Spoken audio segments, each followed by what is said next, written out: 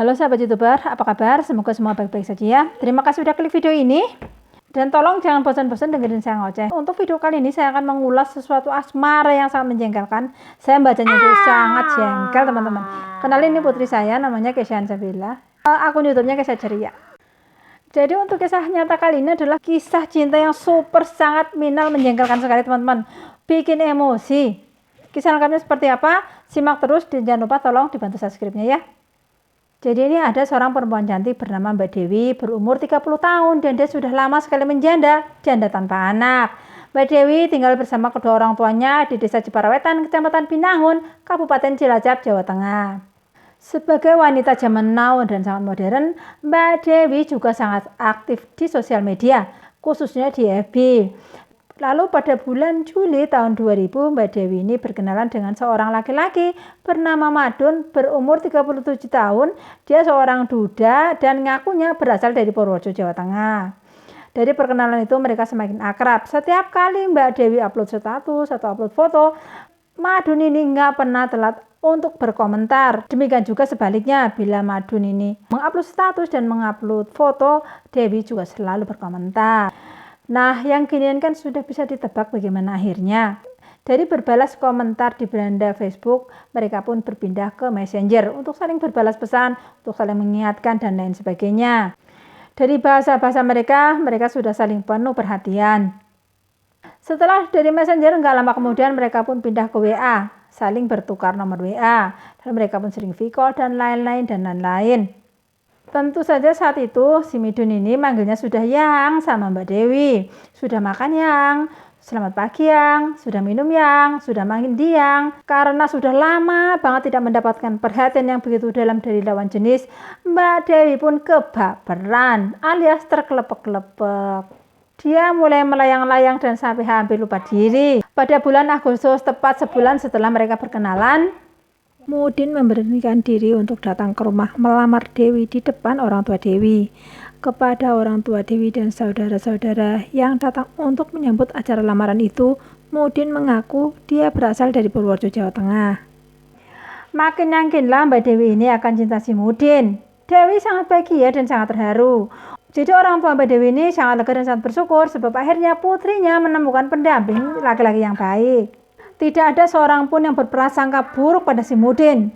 Padahal saat acara lamaran itu, padinya Mbak Dewi ini mengecek KTP si Madun. Dan memang benar tertulis statusnya adalah duda. Tapi beralamatkan di Tegal, bukan di Purworejo seperti yang diakuinya. Saat hal itu ditanyakan oleh padinya Mbak Dewi, Madun ini punya 1000 alasan yang membuat semua orang lupa untuk curiga. Lalu apakah Mas Madun ini serius? Nanti dulu sob.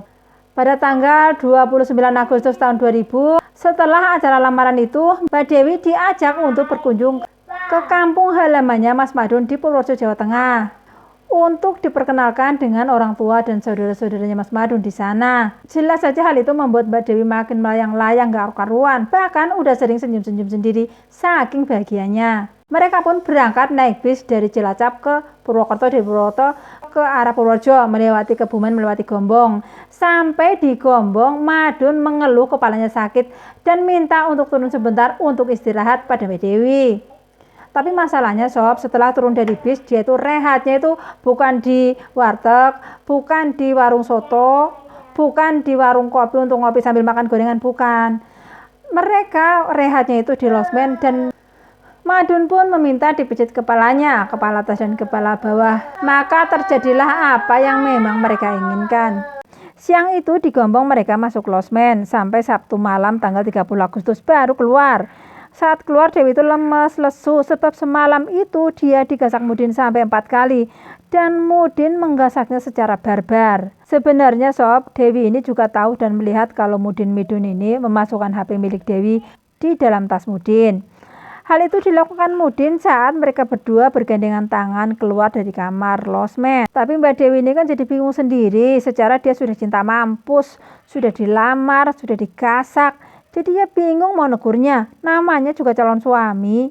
Mereka kemudian naik bis lagi ke arah Purworejo. Tapi baru juga beberapa kilometer, belum ada 5 kilometer. Mudin lagi-lagi mengajak Dewi untuk turun dari bis. Tapi kali ini Mudin mengajak turun bukan untuk istirahat sob. Mudin meminjam uang Dewi 500.000 untuk beli oleh-oleh yang akan diberikan kepada orang tua dan dulur-dulurnya di desa. Sebab sebentar lagi mereka sudah akan sampai di kampung halamannya si Mudin Midun ini.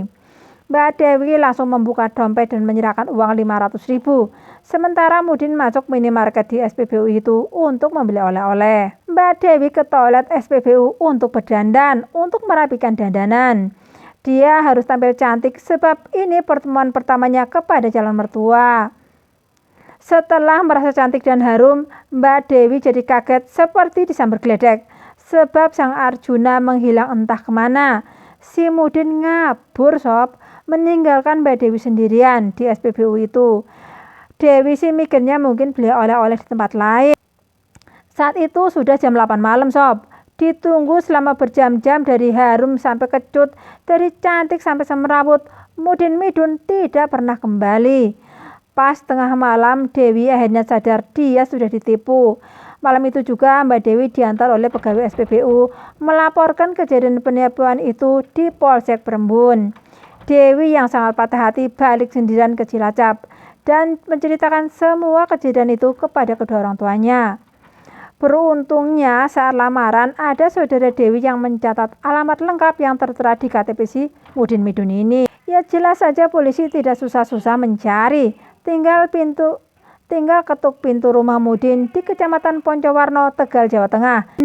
Yang bikin Mbak Dewi makin patah hati adalah pengakuan Mudin bahwa dia sama sekali tidak menaruh hati sedikit pun pada Mbak Dewi.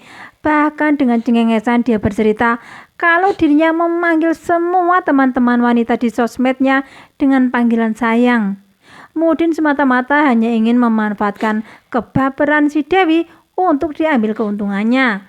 Akibat perbuatannya itu, Mudin dijerat dengan pasal 372 KUHP junto pasal 378 KUHP tentang penipuan dan penggelapan yang ancaman hukumannya adalah 4 tahun penjara. Nah teman-teman, semodern dan sepintar apapun saat kita jatuh cinta, kita bisa saja menjadi orang yang sangat idiot dan tolol. Jadi hati-hatilah saat jatuh cinta, apalagi cinta dengan kenalan di sosial media.